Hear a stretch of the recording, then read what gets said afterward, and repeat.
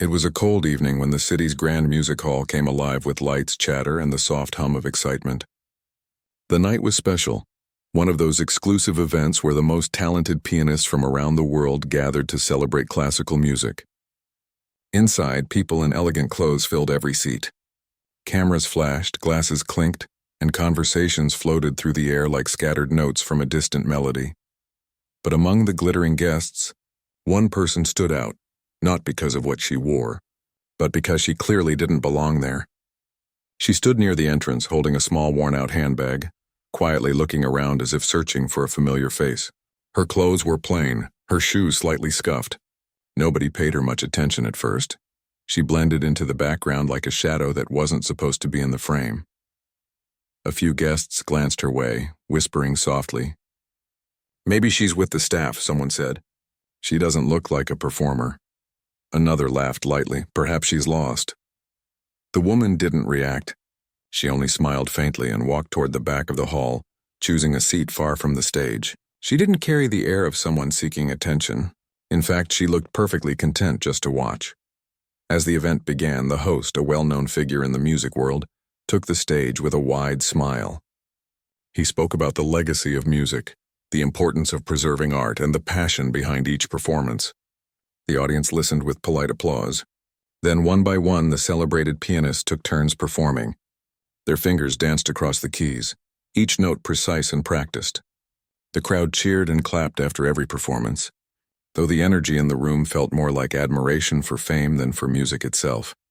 Between performances, the host made jokes, lightened the mood, and kept the evening flowing smoothly. Then, almost playfully, he turned toward the audience and said, "Now let's have a little fun. Who among us dares to try one of the oldest, most difficult pieces ever written? Anyone brave enough?" The room burst into laughter.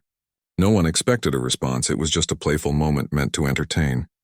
The professional pianists exchanged grins, shaking their heads. "Not tonight," one said. "I'll leave that to the legends," joked another.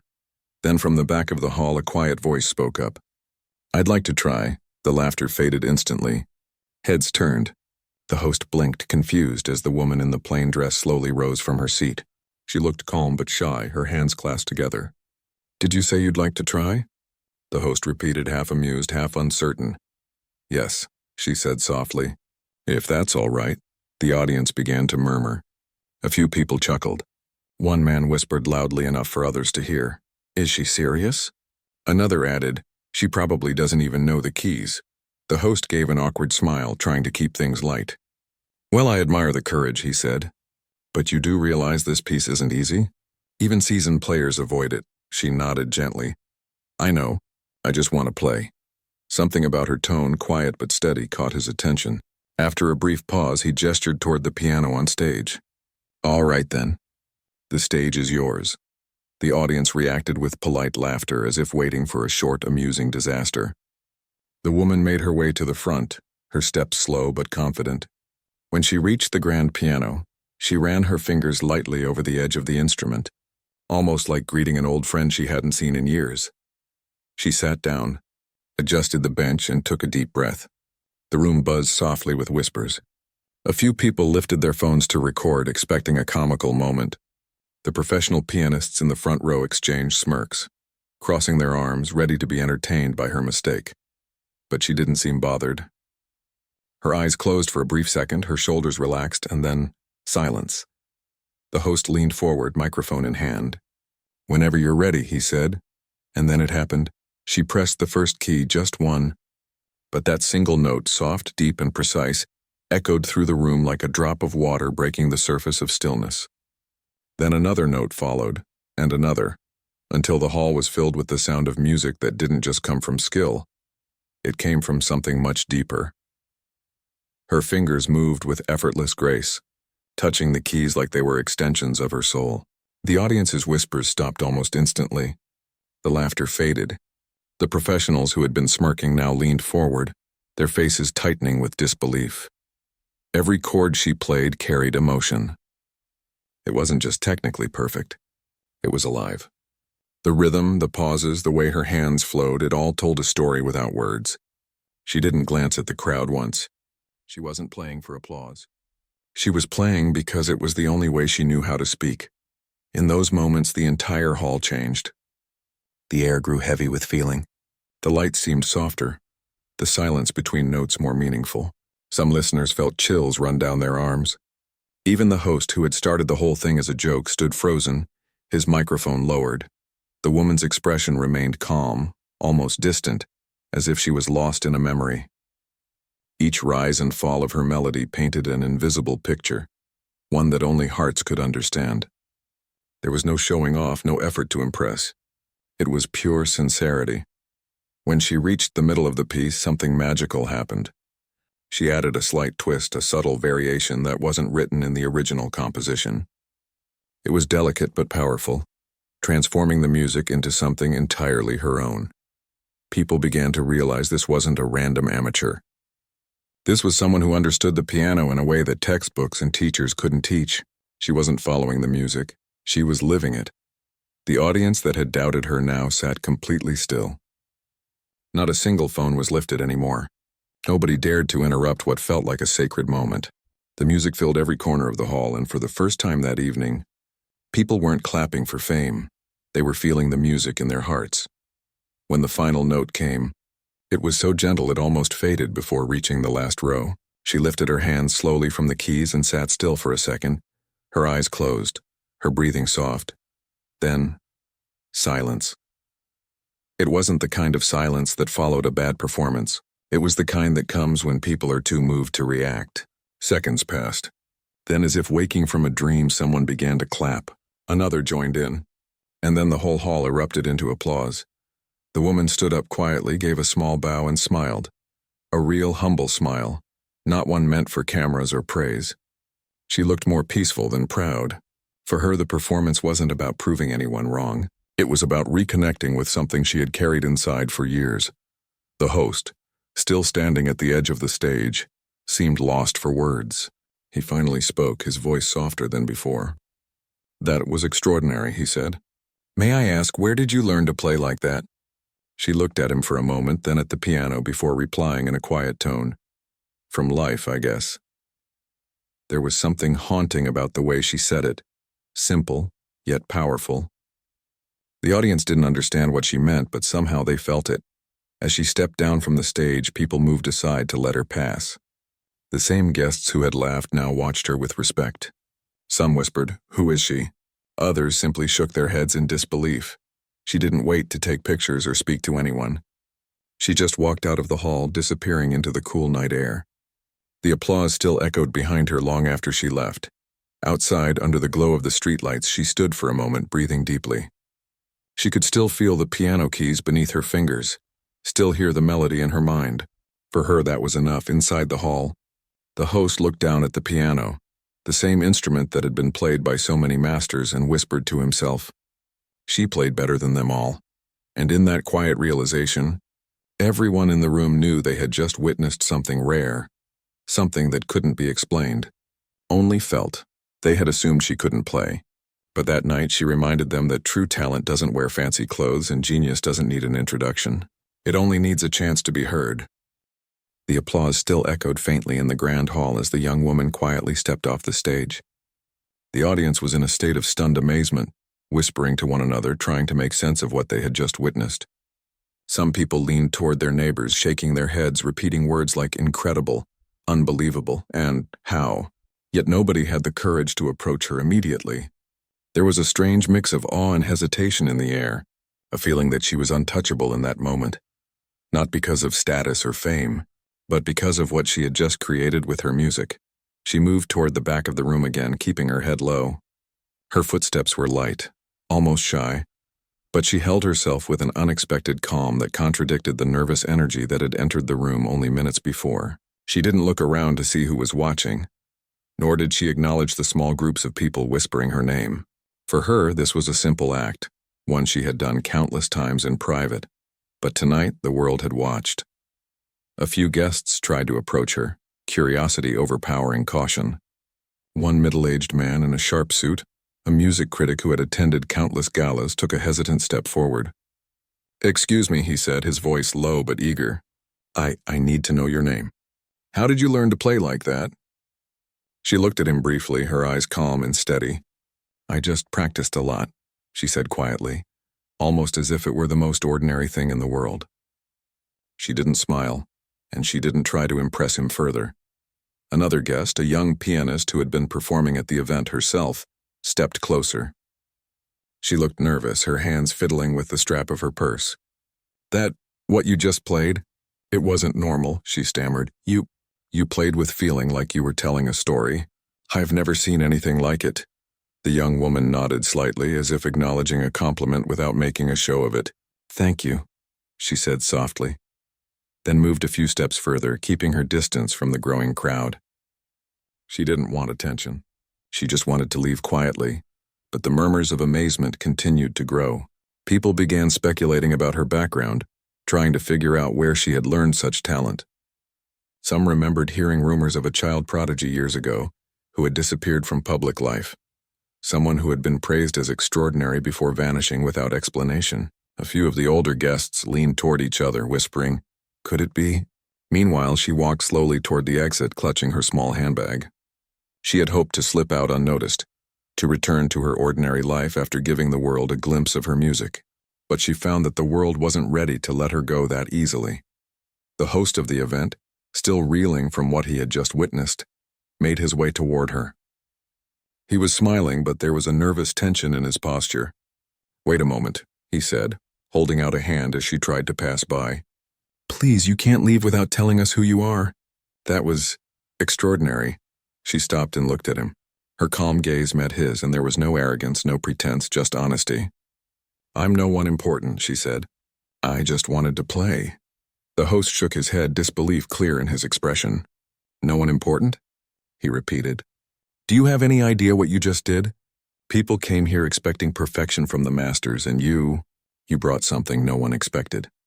You didn't just play. You captured something inside all of us. This is talent, real talent." She looked down at her hands for a moment, then back at him. "I just love music," she said simply. "That's all." The host seemed frustrated and amazed at the same time. He wanted to push further, to ask about her training, her past, her life story, but he sensed that she didn't want to talk. So instead, he stepped back, allowing her a moment of peace. He made a small gesture with his hand as if to say, "You've already spoken." Word spread quickly through the audience that she had performed. Some people began to record their reactions on their phones, whispering excitedly about how incredible she was. The professionals who had been smirking earlier now looked embarrassed, their confidence shaken. They had expected an easy laugh, a brief moment of amusement, but instead they had witnessed a level of artistry that challenged everything they thought they knew. One of the well-known pianists, a man who had won awards in several countries, shook his head in disbelief as he whispered to a colleague, "I don't understand. How is that possible?" His hands trembled slightly as he thought about the performance. For years he had studied the same pieces she had played effortlessly, yet she had added something, a subtle nuance, a flow that he had never been able to capture. Even the younger musicians in the room were affected. Some were inspired, feeling a sudden surge of determination to work harder. Others felt a pang of insecurity, realizing that talent wasn't just about years of training or public recognition. Sometimes it was something deeper, something that came from within. Meanwhile, outside the hall, the city was alive with its usual noise. But inside, the memory of her music lingered like a quiet echo. People couldn't stop thinking about her performance. Some left the event early, still shaking their heads, murmuring stories to anyone who would listen. They spoke about the plain-looking woman who had played like a master, who had transformed a simple evening into an unforgettable experience. Back inside, the young woman found a quiet corner near the back, sitting down to catch her breath. Her heart was calm, but her mind was busy with memories of the music she had just created. She thought about the hours she had spent alone in small rooms, practicing in silence, learning to pour herself into each note. She remembered the night she had cried out of frustration, when her fingers refused to move as she wanted, when the music seemed impossible. And now tonight all of that effort had finally found its voice. She felt a small sense of satisfaction, not pride, but relief. For a moment she allowed herself to smile. She had shared her music with the world, not to prove anything, not to impress anyone, but simply because it was a part of who she was. But she also felt a hint of anxiety. She knew that people would be curious.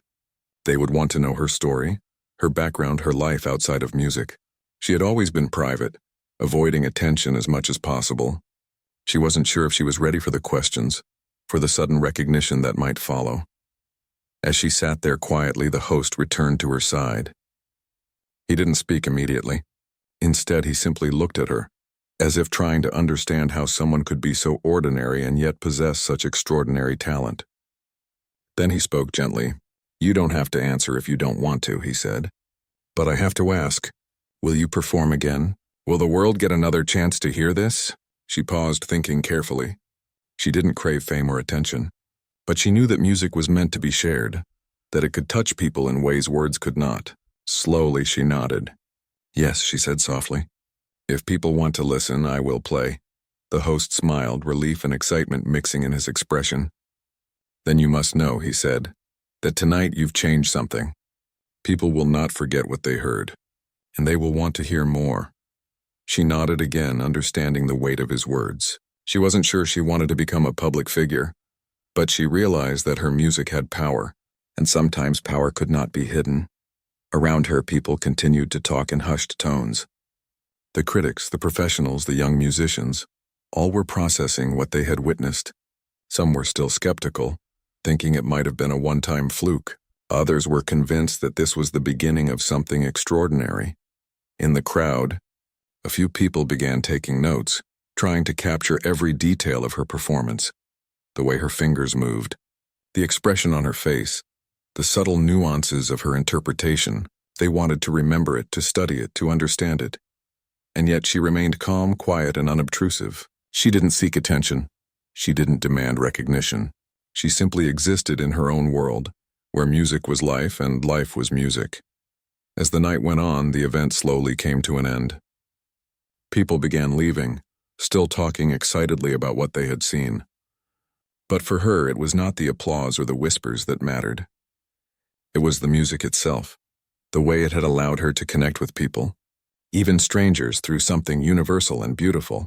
Finally, she stood up, adjusted her small handbag, and prepared to leave. She walked toward the exit, her steps quiet, her presence calm. Outside, the night air was crisp, and she took a deep breath, letting it fill her lungs. She had shared her music, and for now that was enough. But she knew that the world would not forget. And neither would she. Inside the hall, the host looked around at the audience, still buzzing with excitement and disbelief. "Who was she?" someone asked. "Where did she come from?" Others nodded, still trying to make sense of what had happened. No one had the answer. Not yet. All they knew was that they had witnessed something rare, something magical, and something completely unexpected. And the young woman, plain in appearance but extraordinary in talent, had walked into their world and left an impression that would not fade. The days following that night were unlike anything the young woman had ever experienced. Word of her performance at the Grand Hall had spread quickly, moving like a whisper through the city before exploding into conversations, social media shares, and news reports. People everywhere were talking about the plain-looking woman who had played a piano piece no one expected her to touch, let alone master. But for her, life outside that hall remained quiet.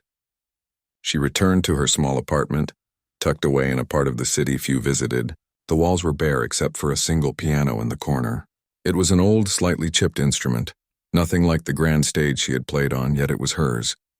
She spent hours in front of it each day, her fingers gliding over the keys with the same care and precision as she had on that grand stage. Music had always been her refuge, her escape, and her voice when words failed. Still, the world had found her. Phone calls, messages, and invitations began pouring in. Agents, event organizers, and journalists wanted interviews. Some offered fame, some offered money. Others simply offered recognition. She read them all carefully, but she didn't reply immediately. Fame had never been her goal. Music had been enough, and she wasn't sure if she was ready for the sudden attention. Meanwhile, the reaction to her performance at the gala continued to grow. Videos of her playing circulated online. People watched her every movement, every note, and shared their amazement with friends and strangers alike. Comments flooded in. "She's better than the masters. I've never seen anything like this. Who is this woman? Where did she come from?" Those who had been at the hall could not stop thinking about the evening. Professional musicians who had laughed at her presence were now grappling with feelings they had never expected: embarrassment, awe, and even inspiration. The music critics, known for their sharp eyes and harsh words, had no choice but to admit that she had performed at a level that was rare, almost otherworldly. The host of the gala could not let it go. He tried reaching out, hoping she would agree to meet.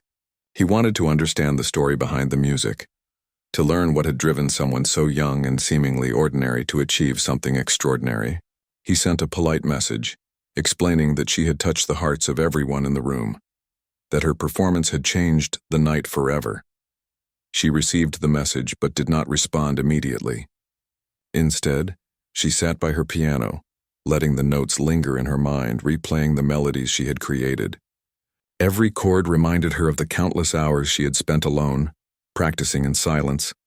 Every pause reminded her of the struggles she had endured, the nights of doubt, the moments when she had thought she would never reach the level of mastery she had dreamed of.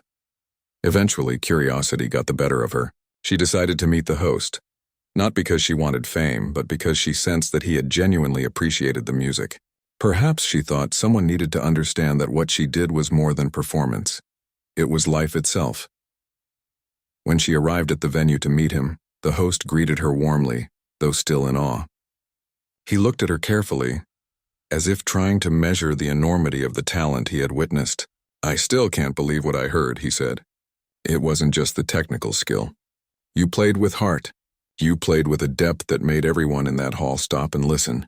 Tell me, how did you learn to play like that?" She smiled faintly, her fingers brushing the edge of the grand piano in the room. "I practiced a lot," she said quietly. "I've spent years learning to listen, not just to the music, but to what I feel inside. That's what guides me. It's not just technique, it's life." The host leaned back, nodding slowly. He sensed there was more to the story, but he also realized that some things couldn't be explained in words. Music, after all, was a language of its own. Meanwhile, the news of her performance had reached people outside the music world. Ordinary listeners who had never attended a gala or even considered classical music were captivated by the idea of someone so seemingly ordinary creating something so extraordinary. They shared her story across social media, adding their own emotional reactions, wondering how someone could play with such passion and skill without formal fame. Some people tried to find her background. They looked for past performances, interviews, or mentions in newspapers. For a few, the discovery was astonishing. They found records of a child prodigy, someone who had been recognized years ago for immense talent, but had vanished from public life under mysterious circumstances. It seemed impossible, yet the timelines matched. Could this be the same person who had disappeared from the music world long ago? At the gala, those who had witnessed the performance firsthand began reflecting on their own assumptions. The laughter, the disbelief, the mocking, none of it mattered now. They had assumed she couldn't play, and they had been completely wrong. In that moment, they had learned a lesson they would not forget. Talent could hide in the most unexpected places, and appearances could never reveal the true depth of a person's abilities. The young woman herself was aware of the curiosity surrounding her. She didn't resent it, but she also didn't chase it. She kept to her routine, playing her piano daily, letting music remain her guide. Yet she could not deny that something had shifted. People were listening now. People were watching. And for the first time in her life, she felt the weight of expectation. Not from herself, but from a world that had suddenly noticed her.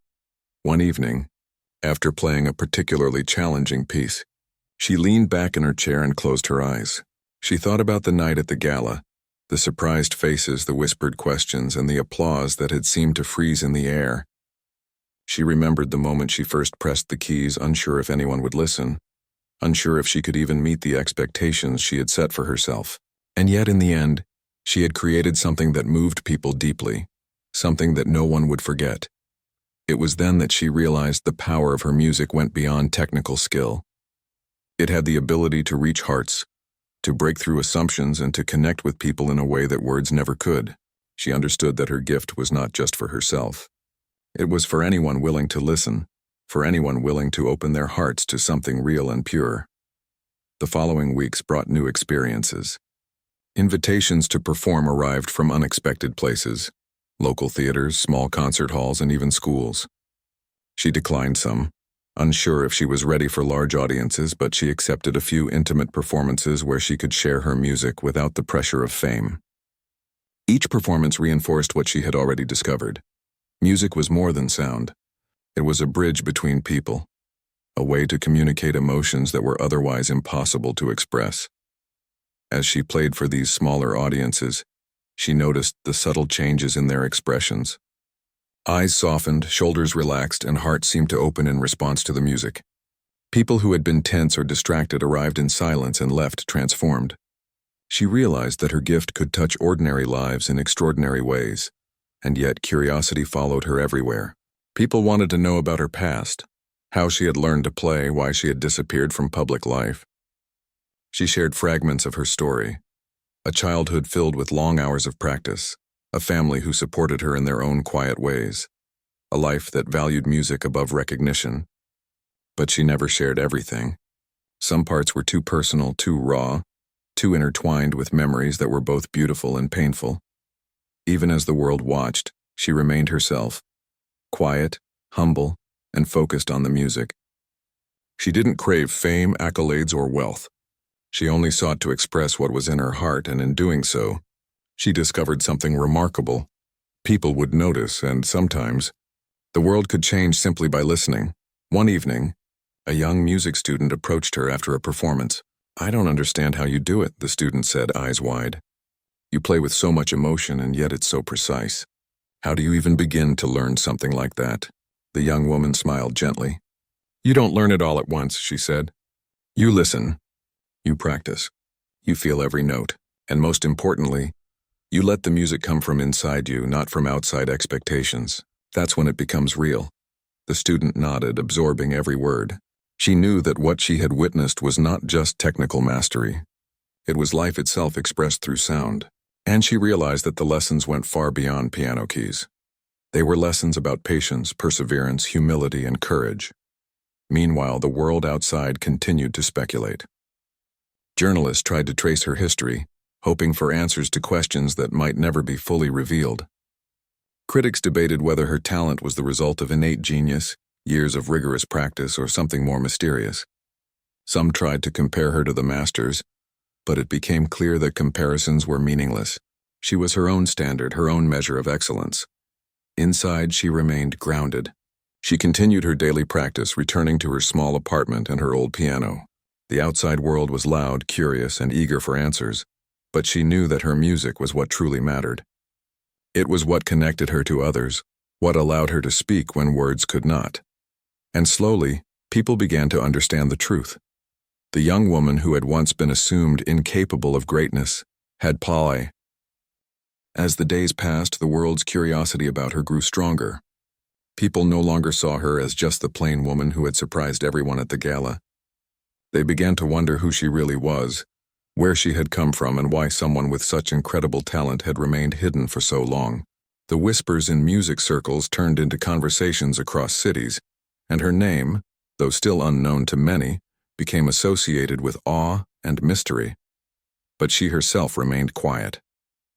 She continued her life much as it had been before the gala, with one significant difference. She now carried the knowledge that people were listening, watching, and waiting. She spent hours at her piano, practicing, refining, and exploring her music. Each note she played was deliberate, each pause carefully felt. She had always played this way, but now she understood the weight her music could carry beyond the walls of her small apartment. Despite her desire for privacy, the past began to resurface. People who had remembered a young prodigy, a girl who had amazed teachers and audiences alike only to disappear from the music world years ago, started noticing patterns. The resemblance, the style of playing, the subtle depth of emotion in her performance, it all seemed to point to someone they had long thought lost. The whispers grew louder. Could it really be her?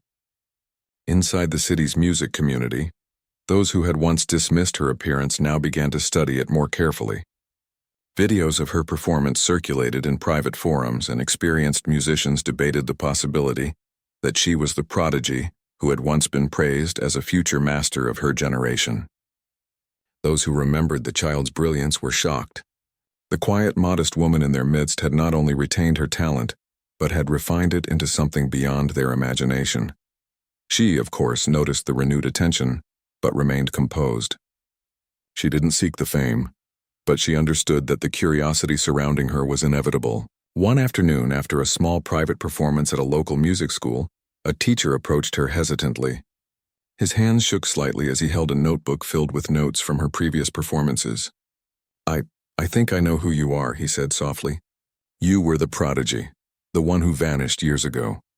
She paused, her fingers resting lightly on the piano keys, not quite touching them. Her eyes softened but didn't show surprise. "Yes," she said quietly. "I am the same girl." The teacher's jaw dropped. He had watched her as a child, remembered her talent, and had never imagined she would return to the music world after disappearing. "Why? Why did you leave?" he asked, voice trembling. "You had everything. Scholarships, awards, recognition, and then nothing, just silence." She took a deep breath, looking down at the keys as if seeking answers there. "Life, it wasn't simple," she said. "Circumstances changed. Family obligations, the pressures, it all became too much. I had to step away. I needed time to learn, to grow, to find my own voice away from the expectations of others." The teacher nodded, understanding more than he could say. He had always known she was talented, but talent alone wasn't enough to navigate the complexities of life. "And now," he said slowly, "you've come back, and it's even more extraordinary than before." She smiled faintly, not with pride, but with a quiet acceptance. "I've learned a lot," she said. "Not just about music, but about myself. About patience, about feeling, about listening. That's what I bring to the piano now. Everything I've experienced. That's what makes it real." News of her identity spread quickly.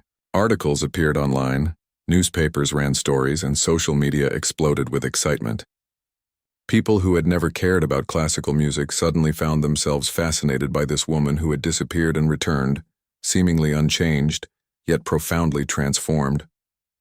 Videos of her performance were replayed countless times, analyzed for the subtle nuances that revealed a lifetime of hidden dedication. Her story began to inspire more than just musicians. Ordinary people struggling with their own challenges saw in her a symbol of resilience. She had faced setbacks, obscurity, and the doubt of others, and yet she had returned stronger, more skilled, and more expressive than ever.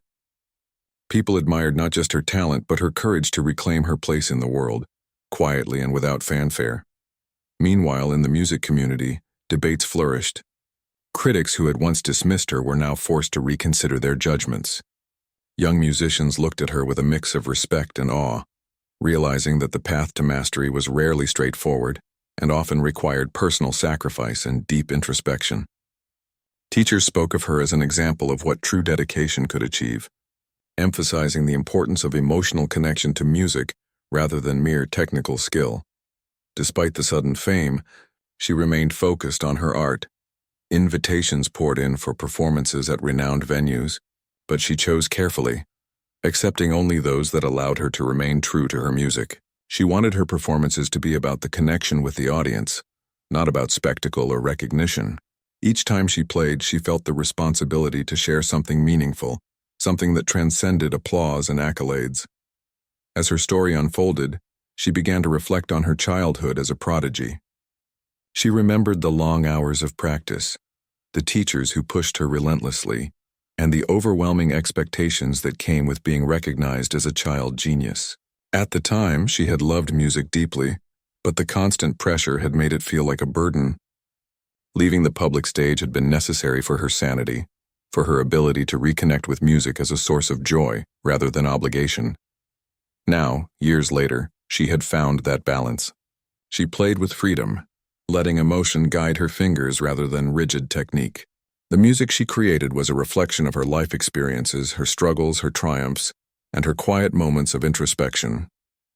Each note told a story that went beyond mere performance. It was a conversation between her and anyone who was willing to listen. People who had attended. The gala remembered her with a mixture of astonishment and respect. They spoke of how they had underestimated her, how appearances had deceived them, and how they had been humbled by her talent. The laughter that had once filled the room at the thought of her playing was now replaced with admiration and quiet reflection. They had assumed she couldn't play, and she had proved them wrong in the most unforgettable way. Even as her reputation grew, she stayed grounded. She continued to practice alone, finding solace in the familiar touch of the piano keys, the quiet rhythm of her own music, and the freedom to explore without expectation. Fame, recognition, and curiosity from others were secondary. The music itself remained her true focus. In private moments, she sometimes thought about the young audience members who would hear her story or watch her perform. She hoped they would understand that talent alone wasn't enough. Dedication, patience, and the courage to continue despite setbacks were just as important. She wanted them to know that it was okay to take time away, to find themselves, and to return stronger when the moment felt right. Her return to the music world was not just a personal victory, it became a lesson for everyone who followed her story. People began to speak about the dangers of assumptions, about the importance of seeing beyond appearances, and about the potential hidden in those who seem ordinary. Her journey reminded everyone that brilliance could lie quietly, waiting for the right moment to reveal itself. One evening, after a small performance for an audience of students, she was approached by a young girl who had been watching intently. The girl's eyes were wide with admiration and curiosity. "Were you really a child prodigy?" she asked softly. "Did you really disappear from music for so long?" The woman knelt down slightly to meet the girl's gaze. "Yes," she said gently, "but that's not the whole story. Music has always been inside me. Even when I wasn't performing for anyone, I needed to step away to grow, to understand it in my own way. And now I play because it's part of who I am, not because anyone expects me to." The girl nodded slowly, absorbing the lesson. "So you never stopped loving music?" she asked. "Never," the woman replied. "Even when it felt hard, even when it felt impossible, music was always there. And it will always be there for you too if you let it." Her words, simple as they were, carried the weight of experience and truth. She had lived through doubt, struggle, and silence, yet she had returned with strength and clarity.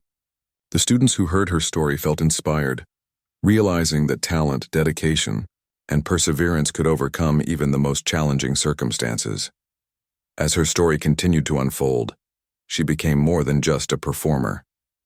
She became a symbol of resilience, of hidden brilliance, and of the quiet strength that comes from staying true to oneself. The world that had once assumed she couldn't play had no choice but to acknowledge not only her talent, but her courage, her patience, and her unwavering dedication to the art she loved. And through it all, she remained the same person she had always been, humble, focused, and deeply connected to her music. She had returned to the world not to seek recognition, but to share what she had carried in her heart all along, a love for music that transcended expectation, doubt, and time itself. The next performance was unlike any she had experienced in years. She had been invited to play at a private gathering in a historic hall, a place with high ceilings, polished wooden floors, and a piano that had seen decades of music flow across its keys. The audience was smaller than the grand gala, but it felt more intimate. Every person in the room was there because they truly loved music, not because of prestige or curiosity. When she entered, there were whispers, as there always were. People remembered the stories, the videos, the news about her identity as the prodigy who had vanished. Some were skeptics, unsure if she could recreate the magic they had heard about. Others were eager, full of expectation, hoping to experience what had been described as extraordinary. She didn't acknowledge the whispers. She walked calmly to the piano, her fingers brushing the polished surface as she adjusted the bench. She took a deep breath, not out of nervousness but in preparation. She didn't need to impress anyone. This was about connection, about letting the music speak for itself. The room fell silent as she placed her hands on the keys. She closed her eyes, and for a moment it felt as if the world had paused. The soft hum of anticipation was the only sound. Then she pressed the first note. It wasn't loud nor dramatic. It was gentle, almost hesitant, but it carried weight. The sound filled the room, touching every corner, every listener. As her fingers moved, the melody grew, delicate yet strong, flowing through the hall like a river of emotion. She played with a depth that was impossible to ignore, every note expressing what words could never capture. People in the audience were captivated immediately. They leaned forward silent, their eyes fixed on her hands. Each chord, each pause, each subtle shift in tempo told a story. She wasn't playing for them. She was speaking to them, and they felt every word. Some felt tears welling up. Others felt their hearts tighten with the beauty of what they were hearing. Her music carried a sense of history and personal experience. There were moments of softness, almost fragile, that hinted at quiet struggles and unseen hardships. Then it would rise, powerful and commanding, as if celebrating victories and triumphs that had been hard-earned. It was a journey, and every listener felt as if they were traveling through it with her. A few people in the room had seen her perform at the gala. They noticed the difference. Back then she had surprised them. Tonight she was in control of her music in a way that went beyond surprise. She was commanding the space, shaping the emotions of everyone present with the gentlest touch of her fingers. Even the critics, who had been skeptical and careful to maintain their composure, were visibly affected. They scribbled notes furiously, trying to capture the magic, the precision, the emotion, but they knew that words could never truly convey what they were hearing. This was more than technical skill. It was something intangible, something human, something that could only be felt. As the piece reached its middle, she began to improvise slightly, weaving her own expressions into the familiar composition. It was subtle, almost imperceptible to anyone who wasn't paying close attention, but it changed the entire experience. The music felt alive, unpredictable, yet perfectly balanced. Her hands danced across the keys effortlessly, guided not just by memory or skill, but by intuition and emotion. The audience remained silent, absorbed. There was no shuffling, no coughing, no distraction. Time seemed to slow. People leaned closer to the music as if trying to capture every note in their hearts. Some held their breath, afraid that even the slightest movement might disturb the fragile beauty of the moment. She didn't look at them. She didn't glance at the room. She was lost in the music, fully present, fully alive in every sound. Every chord carried a story. Every pause allowed emotion to settle into the listeners' hearts. She had learned over years of practice that silence was as important as sound, and she used it masterfully, letting each note breathe before moving on to the next. In the audience, people exchanged glances, unable to speak, unable to process fully what they were hearing. Some were moved to tears. Others felt a lump in their throats, overwhelmed by the honesty of the performance. It was not just beauty. It was truth expressed in sound. Every listener felt as if she were telling them a personal story, speaking directly to their hearts, making them remember their own struggles, their own triumphs, their own dreams. As the music built toward its climax, her playing grew more intense, more expressive, but never frantic. Each movement of her hands seemed effortless, yet every note carried weight and intention. The room felt electric with emotion, a collective heartbeat responding to the rhythm she created. Even those who had doubted her before found themselves captivated, humbled by the realization that they were witnessing something extraordinary. Then came the final section, a part of the piece that demanded both technical mastery and emotional depth. Her fingers flew across the keys with precision and grace, yet every note was filled with meaning. It wasn't about speed or showing off skill. It was about telling the story to its fullest. The music reached a peak, rising, flowing, and then suddenly softening, delicate, fragile, yet strong. It lingered, suspended in the air, allowing the audience to feel the full weight of the journey they had been taken on. When the last note faded, there was a moment of complete silence. It wasn't awkward or uncomfortable. It was a silence born of awe, of respect, of being fully present in the moment. The room seemed to hold its breath, unwilling to break the spell she had cast. Then slowly, almost reluctantly at first, someone began to clap. It was a single hand, hesitant, but it grew, multiplied until the entire room erupted into applause. The sound was thunderous, overwhelming, and filled with genuine emotion. People rose to their feet, some cheering, some wiping tears from their eyes, all united in admiration for the music they had just experienced. She rose from the piano bench, bowing slightly, her expression calm but content. She didn't smile broadly or seek attention. She simply acknowledged the moment. The audience continued to clap, many calling her name, some shouting words of admiration. She had not just performed a piece of music. She had created a moment, a memory, a shared experience that no one would forget. The host of the event, standing to the side, was visibly moved. He had witnessed many performances in his life, but nothing like this. He shook his head in disbelief, a smile spreading across his face. She didn't just play, he whispered to himself. She spoke through the music, and everyone listened. As people began to gather their things, talking excitedly about what they had just witnessed, she quietly stepped back from the stage. She didn't linger, didn't seek the spotlight. She knew that the music had spoken for her, and that was enough. Outside, the evening air was cool and refreshing. She walked slowly, thinking about the performance, about the faces in the audience, about the moments of stillness and the thunderous applause. She had shared a part of herself, a part of her life, a part of her soul, and people had received it. They had listened. They had understood. The next day, the reactions began to spread even further.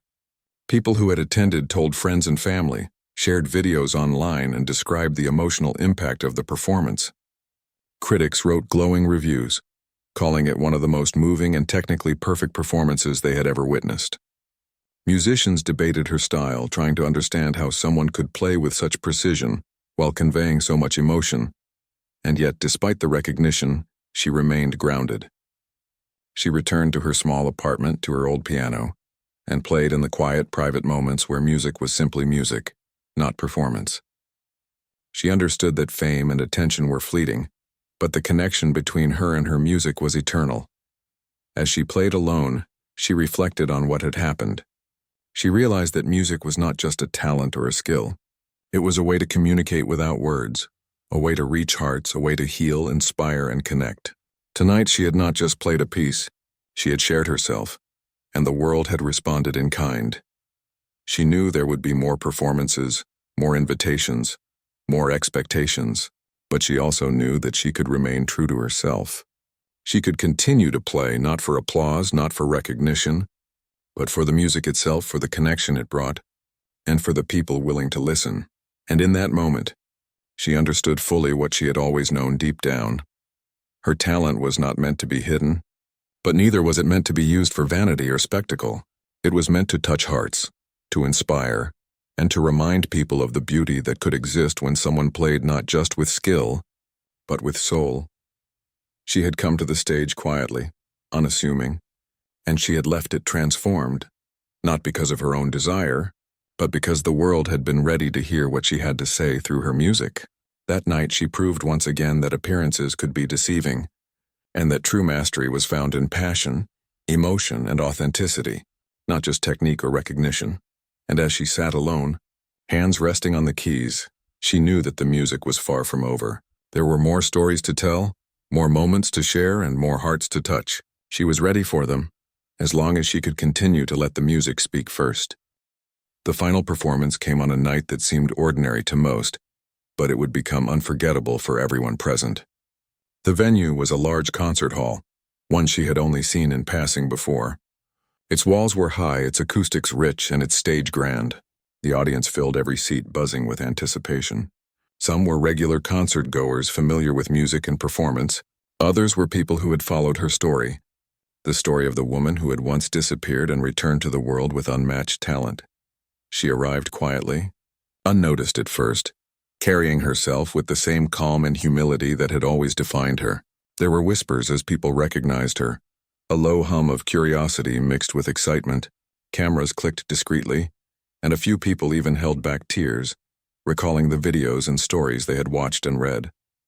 They were about to witness her live in person, a moment they would not forget. She stepped onto the stage and approached the piano. She didn't wave or acknowledge the crowd. Her focus was entirely on the instrument in front of her. She adjusted the bench, took a deep breath, and let her fingers rest gently on the keys.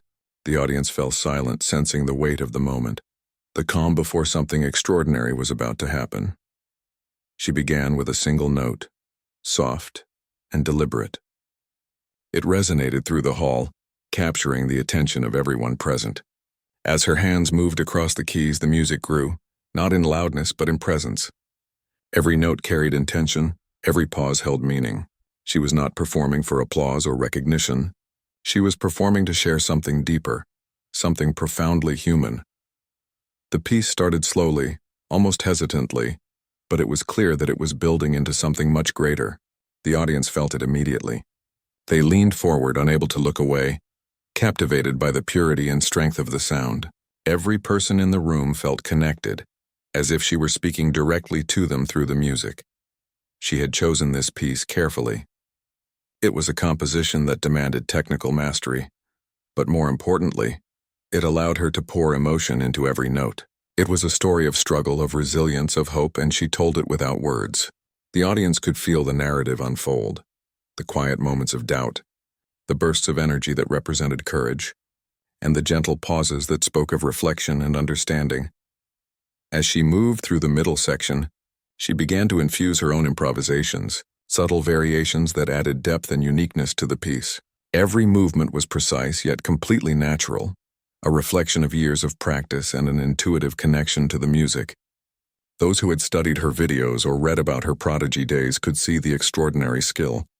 But even those unfamiliar with music were moved, some to tears, by the emotion conveyed. The audience remained silent, fully absorbed. No one coughed. No one shifted in their seats as if they feared even the smallest sound might disturb the magic. The atmosphere was thick with emotion, an invisible thread connecting every listener to her performance. It was no longer just music. It was a shared human experience, intimate and universal at the same time. Her fingers moved faster now, yet every note remained perfectly controlled. The music swelled, rising and falling like the tide, capturing the highs and lows of life itself. She played with the power of someone who had faced hardship and emerged stronger, someone who had lived in silence but had now returned to speak through the universal language of sound. Some in the audience were weeping quietly, others sat with their eyes closed, letting the music wash over them. A few leaned forward, gripping the edges of their seats, overwhelmed by the depth of feeling in the performance. Critics who had doubted her skill were scribbling notes furiously, trying to capture something that could never fully be described in words. Every person present felt privileged to witness something rare, something extraordinary. Then came the climax, the part of the piece that demanded not only flawless technique but emotional authenticity. Her hands moved rapidly, yet with grace and clarity. Each note struck like a heartbeat, carrying meaning beyond the sound itself. She had become completely lost in the music, and the audience felt it as if they were sharing in her very being. The room was alive yet still. Every listener was suspended in the moment, breathing in unison with the rhythm of her fingers. When the final notes approached, she softened the intensity gradually.